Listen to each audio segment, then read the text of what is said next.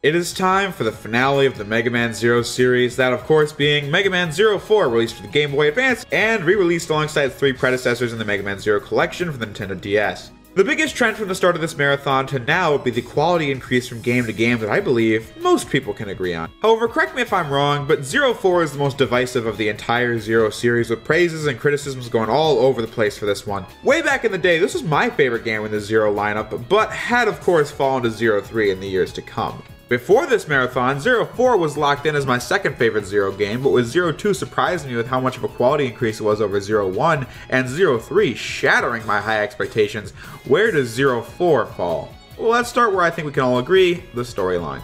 Right off the bat, yes, Zero 4 continues the great story of the Zero series and gives the best ending possible, so let's look at it.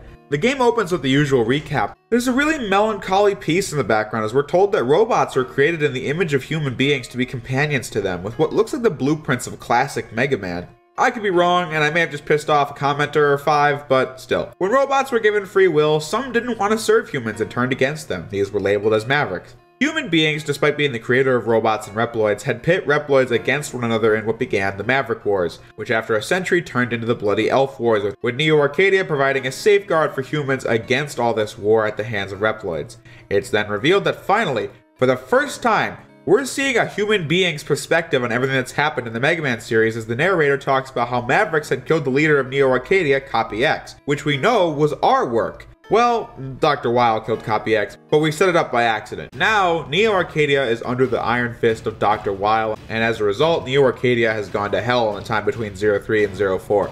The game opens with this band of humans trying to escape Neo Arcadia in their caravan, with Dr. Weil's greatly modified military force chasing after them. Yeah, people can't leave Neo Arcadia now. Remember, the energy crisis has not been resolved either, since CL refused to hand over her research since it would only be misused. Zero and the now mobile Resistance arrive on the scene to save the day. This very early scene is a good indicator of how good the story is. These humans, led by Naiji, a former reporter from Neo Arcadia, are fleeing because the energy crisis is so bad, and Dr. Weil has become such a dictator that he's not only continuing Copy X's genocide of Reploids to survive, but he's also been executing humans who don't agree with him. Evidently, humans were fine with what Copy X was doing back in Zero 1 because there was no other way to get energy. Now that their lives are at stake, the humans hate the Resistance for having killed Copy X, since that was what led Wild being put in power to do this in the first place. Also, they're very, for lack of a better term, racist against Reploids and robots in general, because in their eyes, Reploids have been at war since their inception, causing numerous casualties along the way. Hence why they don't allow Reploids in their settlement, especially Zero for what he's done in the Maverick Wars and to this very day. The idea of robot racism in a Mega Man Zero game sounds really ham-fisted, however I couldn't help but find myself fascinated since we've never seen what humans thought about Dr. Doppler inventing a cure for Mavericks and then becoming one himself, leading to more conflict. The thought process is very narrow-minded. It doesn't judge Reploids as individuals, but it's undeniable that all Reploids have done is war. It just makes what we've seen if you've been playing these games in order feel more satisfying as the final chapter. So where is the settlement then? A place called Area Zero, which is revealed to have been the crash site of Eurasia in Mega Man X5 and Mega Man X6. We saw in Mega Man X7 that they just started rebuilding the rest of the world, and no mention of the crash site itself. Once again, this is a great callback, as I've played all the games, and it's so cool to see that after 100 years, life has finally returned to this long-since dead crash zone, with the theme fitting perfectly. But Dr. Weil is not having any of it.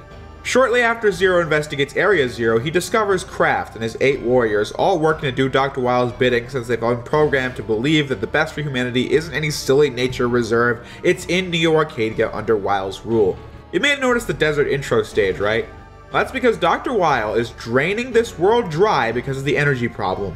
Now his 8 warriors and Kraft have the mission of making Area Zero once again unlivable, so there will be nowhere on Earth that's a better alternative to Neo Arcadia. Damn, that's some next level villainy right there.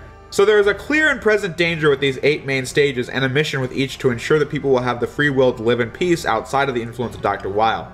And of course, the Resistance is fighting on 2 fronts, since they have to stop Weil and his forces from ruining the world around them, but the humans want nothing to do with the Resistance, and even CL, despite her being a human, since she ties herself with these worthless, warring Reploids, when they just want to be left alone. That's not going to last when Dr. Weil launches a military strike on the settlement with Zero rushing in to save the day, with the humans being very ungrateful for his help. Naiji actually does stand up to Kraft in the midst of this battle, as we learn how Naiji was once with Kraft as he was a warrior of the people, but's now a puppet of Dr. Weil, not before being taken prisoner as one of the human renegades. One of the children in the settlement even asks if they're going to do a rescue mission, and the people say no because they don't care. I've been saying since Zero 1 that this Zero is so great since he's so no nonsense, and this scene's the very model of that, as he has nothing to say to these humans other than calling them a bunch of lying cowards as they leave one of their own to die at the hands of Weil. I mean, why even risk coming here if you don't have the spine to fight for it? So Zero puts his money where his mouth is and saves Naiji. Clearly her words have left an impact on Kraft, but that's not important right now. There wasn't really a good point to bring this up before now, but Dr. Weil also has a giant space station called Ragnarok, and its cannon is pointed straight at Area Zero to wipe them all out as a lesson for going against him.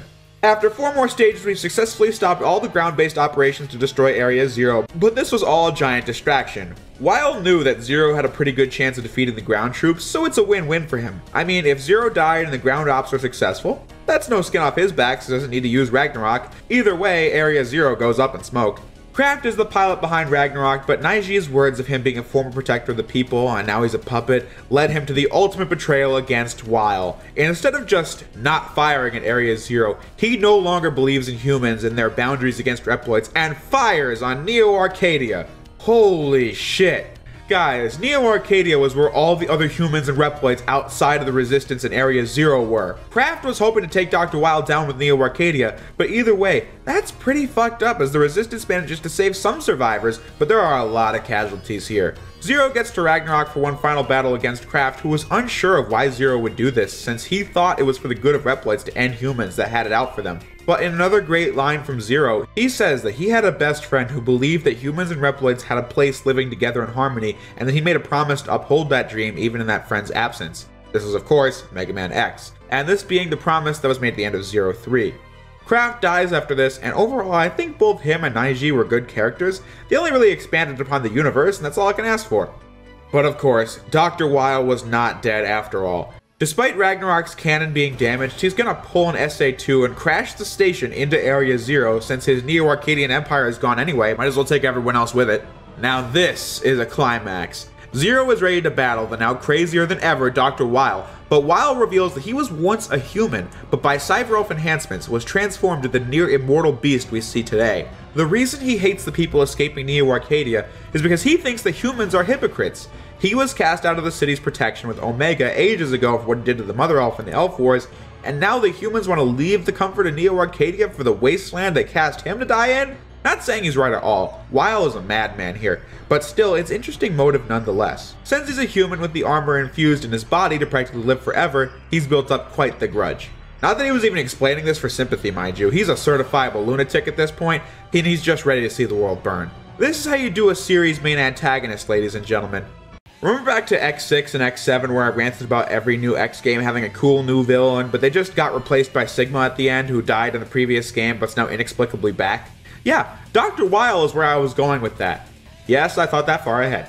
Sigma lost his effectiveness after a while because it became the same old thing, not to mention him becoming a comedy act in the games themselves. Dr. Weil was mentioned at the end of Zero 2, causing all the terrible shit in Zero 3, but was a backseat villain to Omega and Copy X. And now it's his time in the sun for the final game, Zero 4, where we have seen just how evil this guy is.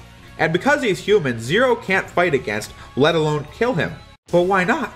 Well, very early on in the Mega Man series, we were told about the first rule of robotics: a robot must never harm a human being, and that if Zero is the hero he claims to be, then he can't battle Weil as they stand here in the crashing Ragnarok, minutes away from the death of everyone else on Earth as Weil literally fuses with the station to speed up the impact. CL begs for Zero to leave now, but in one of the greatest climaxes in the history of Mega Man, Zero knows that right here, right now is the only time to stop Dr. Weil once and for all, and save everyone at the same time. Zero doesn't care about the first rule of robotics, as he says, "I never called myself a hero."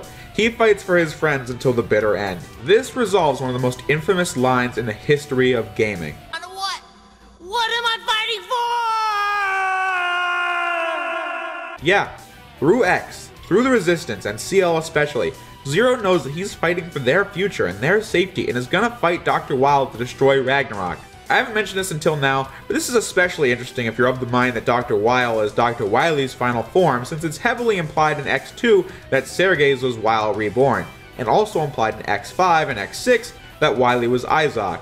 If this is true, I mean, who else would want to corrupt the Mother Elf to ensure that Mavericks wouldn't be good? to ensure that Zero went crazy as planned, to put X and Copy X out of the picture to rule the world with an iron fist. I am definitely a subscriber to this idea, since that means that the final battle is Zero versus his creator.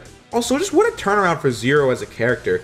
Just like I said in Zero 3, he was created to be the greatest god of destruction ever, but has made the turn throughout the X series that I discussed, culminating with Zero fighting against Wily, continuing the will of X, who was continuing the will of Dr. Light, Wily's lifelong nemesis. Sorry, just felt the need to drop the mic. Is that an epic climax, or is that an epic climax? Zero destroys Dr. Wile and Ragnarok along with it, as the Resistance and the human settlers have reached an understanding as they see the debris of Ragnarok flying through the sky like shooting stars. This means that Zero has made the ultimate sacrifice for the greater good. CL doesn't want to believe that Zero is gone and runs off to have a moment to herself, but comes to terms with what's happened, in what is by far my favorite Mega Man ending of all time. CL thanks Zero for having believed in her and the Resistance, and that his faith was not misplaced. She will bring energy back. She will continue Zero's, X, and Dr. Light's dream of humans and Reploids becoming one and the same, and clearly the scene before this has shown how the first steps are being taken already. Zero's sacrifice has shown everyone that. With the final shot showing Zero's busted up helmet in the desert alongside the debris of Ragnarok. Can you think of a better way for the Dr. Light versus Dr. Wily saga to end? I mean, this started out as a story of jealousy between colleagues, graduated to a war between Mega Man and Wily, which ended in Zero, Wily's final creation, destroying all of Wily's enemies. The Maverick Wars, the Elf Wars, the Resistance against Neo Arcadia, and now Neo Arcadia is gone. The boundary that kept humans away from Reploids is gone with it, the dictators perpetrating that conflict are dead, and all the characters a part of that old era, Dr. Light, the classic Mega Man cast, X, the Maverick Hunters, Sigma, Wile, Copy X, and now Zero are all gone, meaning that the path to peace can finally be created, thus ending Mega Man 04 and the Zero series. I mean, I thought Zero 3 had an outstanding story, but this just wrapped it all in a nice bow. I'm not going to say Zero 4 has a better story than 3, I'm going to say what makes Zero 4's story work so well as a story is that by this point we had Mega Man 1 through 8, we had Mega Man X1 through X6, and we had Zero 1 through Zero 3, all of which had served the story of the Mega Man saga up to this point, leading to the perfect conclusion. The war between man and machine is over, and like I said, there's no better way to send it off. Yeah, the Zero series told a nearly perfect story from start to finish with a definitive ending, one of the few Mega Man franchises you can say that about. You could say that the story in Zero 3 changes more often throughout, which is true, although that game was where a bunch of big events happened. This is the wrap-up of those events. After having revisited Zero 4, it would have been nice to see the Guardians come back and get some closure, but there really wasn't much room left in the story for them to do anything. I mean, Leviathan and Fafnir were barely in Zero 3 to begin with, but that's just a nitpick. So all in all, excellent story. So let's see how the rest of the game stacks up. With each and every Mega Man Zero game, the graphics have gotten better and better, and Mega Man 04 is no different, with the absolute peak of variety and the amount of colors on screen at once, the boss animation, and now the backgrounds move accordingly with the foreground, which is new for the Zero series. There are also examples of foreground sprites that feel natural and don't intrude upon the gameplay. I'm having less and less to say about the graphics in each and every video, and that's because the series has been so consistent this far, leaving me nothing more to say. When it comes to the sound, I first want to mention that Zero, when charging his Z-Saber, he releases a satisfying new grunt. Never gets old. I mention this because I like it. And two, because on the subject of audio, that leaves me with the soundtrack. This is also the moment when this review takes a completely different turn. Since other than the core mechanics, this is the last unambiguously good thing I have to say about the game. I know this statement's gonna get me killed, but Mega Man 04's soundtrack is absolutely ear-grating. The GBA is known for very high-pitched sound quality, and for that reason, most of its soundtracks have turned out very hit or miss. 1 through 3 had avoided this, and provided in the case of 1 and 2, very good music that's a joy to have in the stages, with 3's soundtrack being one of my favorites in the Mega Man series. 4 though? The instrumentation and compression are just very unpleasant on the ears, with most of the pieces sound like garbled up whale farts.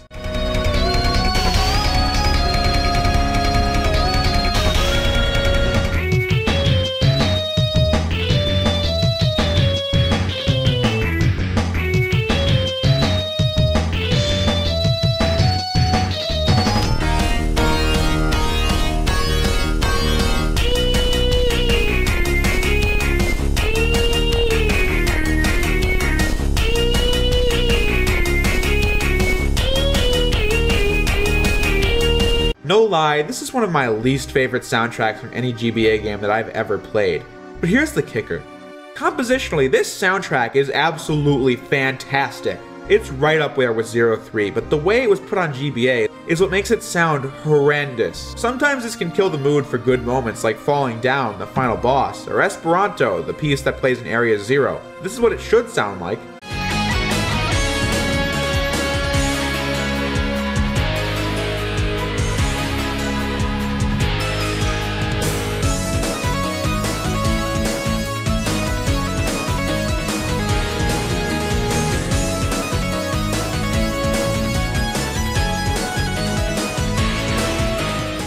And here's how it is in the game.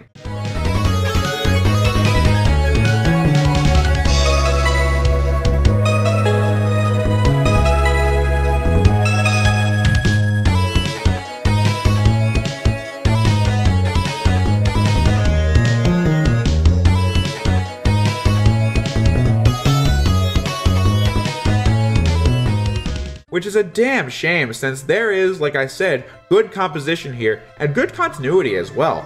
With the Holy Land hub, Area Zero, and the showdown in Area Zero having different versions of the same composition to fit the mood.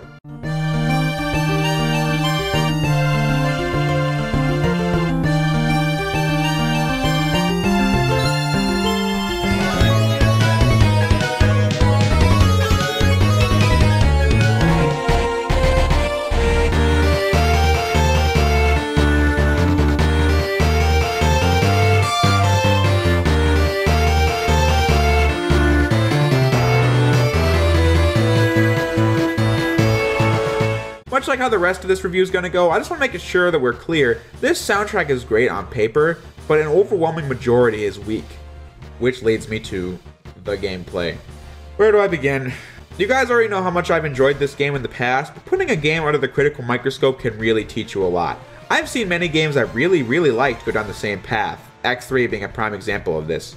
You guys know I love X3, but when reviewing it for all that it did was new, it was hard to find things to latch onto. 04 is very much the same thing, only worse. Let's get this out of the way. Mega Man 04 plays exactly the same as all the other Zero games, so the tight controls, control options, Type C all the way, good sound design, great Z-Saber combat, the star system is still gone, it's all there and accounted for because Mega Man 04 is a good game. If you play this, you'll probably have a good time if you enjoyed the previous games. It's just the design around the already refined mechanics that just don't feel as strong. Starting with something I noticed almost immediately, and that would be the nerfed Z-Buster. The Z-Buster was never my favorite in the previous games, but it had a lot of great rapid fire potential, but here it fires a lot slower, which at first I couldn't figure out why they would do that, but then it hit me. We have a brand new weapon. I mean, this isn't anything new in and of itself, there's been a new weapon in every game before this. They perfected the whole rod thing back in 03, so they decided to just scrap it. This game also got rid of the elemental chips, because I guess they thought that was getting old too.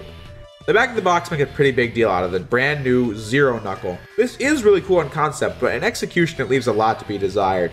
The Zero Knuckle allows Zero to take the enemy's weapons before destroying them, or alternatively just using them as a weapon. Like I said, this could be good because then we would have a practically infinite amount of weapons, but the variety is severely lacking here. Take this grass claw guy. You use it to grab enemies from afar, but in the final stages, I use the Zero Knuckle to destroy this frog, and its tongue reaches out and grabs enemies from afar. There are a few types of weapons: grabbing weapons, straight weapons, mallets, infinite rapid fire bullets, lasers, and shields. At default, you can only hold one weapon at a time, so why would you use a shield when you can save it for a gun? Since you have to ditch the weapon you currently have to use a new one. If that was the case, why get rid of the shield boomerang? That was consistently the worst weapon in every game, but if you're just gonna make a worse, limited alternative, why not just leave it in? Sure, the guns will look differently, but functionally speaking, most of them are the same. And they are terrible in the damage department. Guns that fire infinite bullets are why I think the Z-Buster was nerfed, to make room for this. But the recoil rod, the chain rod, and even the triple rod expanded the gameplay as opposed to taking away something else. The chain rod and recoil rod had served the level design quite well, and in 03's case, had just plainly made the game more fun with more options. Options are what make Mega Man games fun for me. 04 just feels like a massive step back from 03 in many areas. But let's start with the level design. I was just talking about how the Zero Knuckle is a lame weapon, but another area where it fails is as a platforming tool. Gone are the days of using the chain rod to solve a puzzle to get a sub-tank. Gone are the days of using the recoil rod to bounce off an enemy in a time challenge. These were weapons and were instruments and level design. The Zero Knuckle just isn't that. They weren't trying to make it that way, sure, but it feels like a step back. The closest you're gonna get is in this stage, where if you take the bottom pathway and you use the Zero Knuckle to get the security key, then use it later in the stage to get the sub-tank. But my thing with this doesn't factor into gameplay until you use the key. If you want to change your secondary weapon to the Z-Buster, you can't without getting rid of the Zero Knuckle item. It just doesn't feel planned out, which brings me to the level design itself, which is also a step back from Zero 3 and Zero 2 even. Zero 3 had this fine cohesion. Not only did the stages always find a way to mix it up, it did it in a way where it all made sense. It all clicked into place in your mind, simple to understand, but difficult to execute. Zero 4 just feels very haphazard. Things just happen, like the construction stage. You start out in the field, then bam, anti-grav room? Why?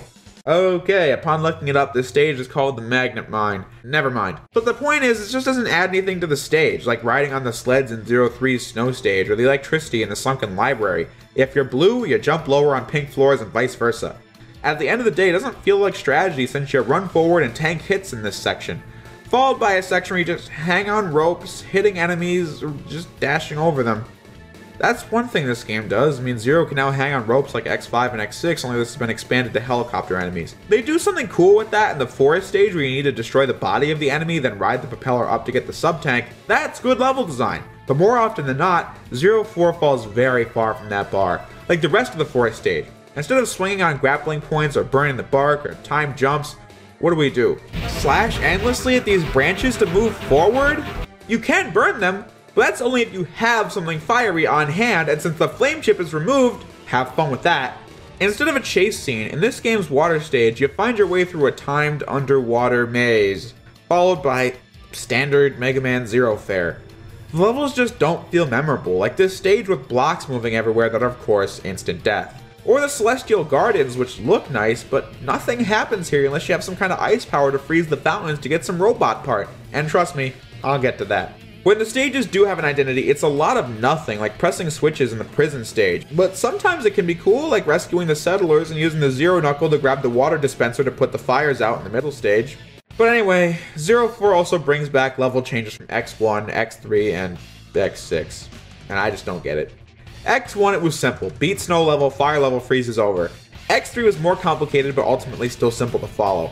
In Zero 4, the levels don't change each other, you change them, in what's known as the weather system.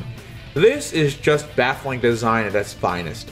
In all my testing, it just made the stage worse. Like, do you want electricity frying you while trying to deal with anti-gravity gimmicks in the mining stage? Or in the Celestial Gardens, you know, the bottomless pit stage? Do you want clouds obstructing your vision? Then turn those weather effects on. Guys, I'm looking for something to say about this, but I feel like it just speaks for itself. I mean, it's like if in X6, the stage just asked you if you want to turn bees on in Blaze Heatnix's stage. I'm sure someone might say that depending on these conditions, the path to this sub-tank or that might be cut off by a snowbound or something, but much like the cracked door and Blizzard Wolfangs from X6, this adds no layer of strategy since you simply go back to the menu, change the effect, and it's yours. Simple. I had to research the very silly thing this system does, but I can talk about that in a moment. At the end of every stage is a boss fight. Some of these go down as easily as Zero 3 bosses did, despite their status effects stalling you for time. Others are just plainly monotonous, as they fly off screen or have bottomless pits, or just plainly have no strategy. This guy in the mining stage, yeah, this level really is the worst in the game by far, isn't it? He's so big to the point where I have no idea how to not get hit here other than standing around waiting all day, and it doesn't help that he summons attacks from the ground and magnetizes you. It's a headache and a half. I like the turtle one. He's always attacking you, and you can equally spend just as much time damaging him, with the spinning fire attack being my favorite to dodge and attack during. But honestly, nothing compares to these shitty mini-bosses, particularly the dragon varieties. Sure, they have the same elemental weakness chains as before, but look at how much damage they take.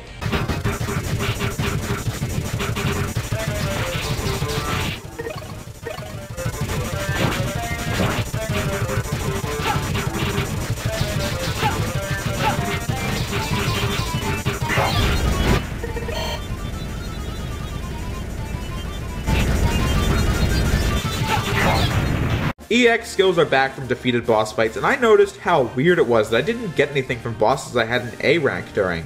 And yet I did when I had a rank D, which breaks series tradition yet again. But unfortunately, this is a case of if it isn't broken, don't fix it. I looked this up, and this is what the weather system is for. Since all the weather effects make the stage more difficult, they also make the boss fights harder, and since you survive the harder stage and harder boss fight, the EX skill is yours. What? You know what? Play the music. No, never mind. Play something new. What happened to getting so good at the game itself that you earned a high rank at the end of the stage and earned the next EX skill? Why the arbitrary difficulty increase barrier? I haven't mastered anything when clouds are in the way of my jumps. Learning this is when I realized that the weather system isn't just weird, it's a dumpster fire. But get this, the next few details are worse than the level design and the weather system combined. Cyber Elves are gone, and in their place, Alouette, I haven't mentioned her since 01, but she's always been there, has developed a new kind of all-purpose Cyber Elf. One that combines all the previously seen traits, and you have to level this thing up to increase your max health, expand your moveset in the field, and will fire off shots from the element of your choosing. And yeah, that's what they did with the elemental chips. I don't mind this in theory, since it's fine in execution, since I like increasing health, I like slowing down descent on walls or the upward slash, but these only work one at a time. Like if you want to drop health, you need to lower your health bar back down to that, as opposed to them just stacking. You need to pick and choose between the level ups. How is it a level up when it replaces what you had with different things? Also, an unforgivable flaw is that you have to visit Alouette just to give the new Cyber Elf a level up. When 03 changed it so that Cyber Elves were manageable in real-time gameplay. Sure, you needed to unlock the disc first, but then you could feed it the crystals you needed, use any one at any time in the stage. This is the pixel-perfect definition of 04. It isn't doing something bad in and of itself, it's just a step back from 03, and this is the sequel. This doesn't even bring attention to the level ups themselves, which is easy at first, but the amount of E-crystals is only rising, and for the first time since 01, I'm gonna complain about E-crystal grinding. For some reason, grinding for E-crystals is hard again, and same for sub-tanks too. I honestly just found it better to lower the Cyber Elf level down to drop me health, and then fill my sub-tanks than waste my time trying to fight enemies, and most of the time likely getting blindsided in the process. Well, why is that? The item drop rate just seems so much lower in this game, so therefore 1000 E-crystals is gonna take a few minutes. But trust me, I know why the item drop rate's lowered, and that is twofold. One, a power up for the Cyber Elf is an increase to the drop rate. Oh, for heaven's sake, who thought of that? This might have been in the other games as well, but the drop rate at default was fine, so I'm not complaining. Here, this is just straight up puppycock. Especially since you'll be grinding for that anyway. The other reason is that there's a brand new item dropped into the mix, which means the other two's chances of dropping from enemies is now lowered as is. The new item is parts dropped by enemies for the metal recipe system. Guys, this hurts me even more than the real-time Cyber Elf switching when it comes to going back from 03. One of the things that made that game so fun was the part system. Every boss gave you something like charging faster or health growing while stationary, a double jump, an impervious dash. 03 was varied in the weapons. 03 was varied in the parts. Since you got them all, you just got to go wild, mixing and matching, finding which one works best for you. The metal recipe system works as follows. These parts drop from enemies, and they build up as a part of a collection, and you'll see a lot of the same ones. You go to Servo, who will pull up the menu, and you mix and match these collected parts to build things like the other two sub-tanks or a double jump, and before anyone tells me that this NPC or that NPC will give you clues on what does what, this is so stupid. So you want me to scour the stages over and over and over again in the hopes of dropping parts as I return to base, mix and match at complete random, and hope that I can build my double jump or sub-tank? Why? Did 03 make it too easy? I don't care. 03 made it fun. 03 didn't have a wall of grinding and guessing and crushed hopes and dreams in between me and fun. This is the worst part. There's nothing fun about this. We just slash away at enemies, hoping and praying for something to go my way. I said that you can get clues on what parts do what, but you still find them by slashing your enemies. This is tedium incarnate. Hence why when I play 04, I don't have a double jump. I don't have faster charging. I don't have a recoil rod. I'm dealing with worse level design, worse boss design, awful mini bosses, listening to soundtracks that should have been great but was ruined by the GBA, and I'm left with a game that is inferior to 03 in just about every aspect. I've been comparing this game to 03 a lot, and that's because that game set such a high bar, so why shouldn't I be disappointed that 04 just misses the mark at most of its fronts beyond the great story? Anyway, I'm going into conclusion territory. I should say what I think about the castles before we do that. The level design is just as weak as the main game, so much waiting around on platforms and ropes and elevators. Where is the balancing the board with the spikes while fighting enemies? Where is it? Or here, where I stand and wait for bombs to show up and clear the path. Just like I hated in 02. Like, this isn't level design, it's BS. Beyond craft, the bosses drag and waste time on nothing as you spend forever on this third castle boss in particular, getting game overs, playing the stage again, and hoping you don't die when he shoots his impervious minions at you. Which leaves us with the final stage. We tackle these lackluster boss fights again, thus zapping health and sub-tanks from the final boss, which, yeah, the final boss is great! Omega left a lot to be desired here, but Dr. Weil is epic in the story, the music, the setting, and the gameplay, providing a fittingly difficult encounter to end the saga, and while I could spend longer on it, it just comes too little too late.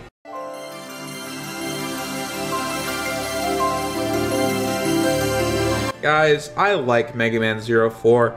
I know that sounds surprising since the gameplay review was mostly negative, but as I alluded to earlier, we've been in this spot before. Mega Man 04 has the same basic gameplay as 01 through 03, and for that reason alone, 04 is fun to play because Mega Man X styled games are inherently fun to play. This is why a lot of people prefer X6 to X7, because X6 still has the basic gameplay going for it. Mega Man 04 is not Mega Man X6, Mega Man 04 is not Mega Man X7.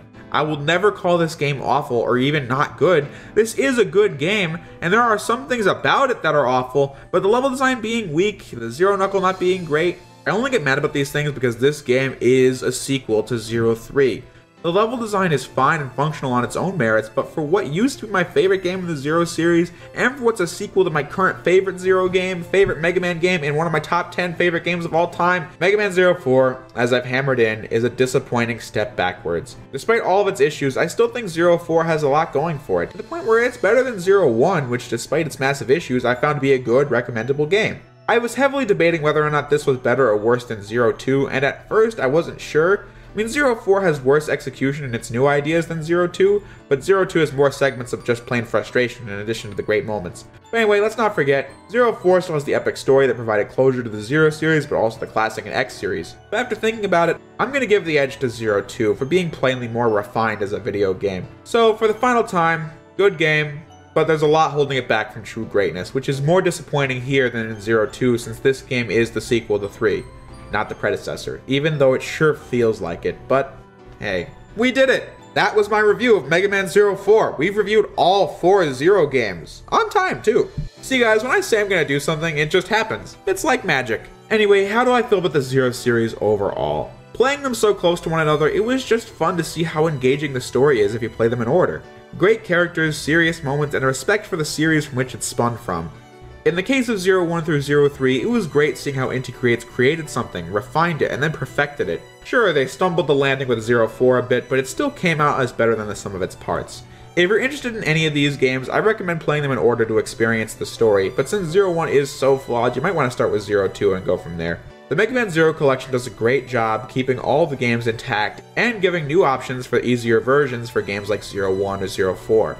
It also has the kind of bonus content seen in the recent Legacy collections. Since the consoles you can play these games on are getting older and older, I would one day love to see a Zero series Legacy collection. I love the Zero series, and overall it is better than the X series for its sheer quality, consistency, and better than the Classic series for just plainly more fun gameplay. However, this marathon is not over yet, since Inti Creates was also tasked with the next Mega Man series on the DS that more or less continued off from the gameplay of the Zero series with Mega Man ZX, and we're going to be looking at both games to close this retrospective, starting with the first game next week. Thank you all for watching, and I will see you then.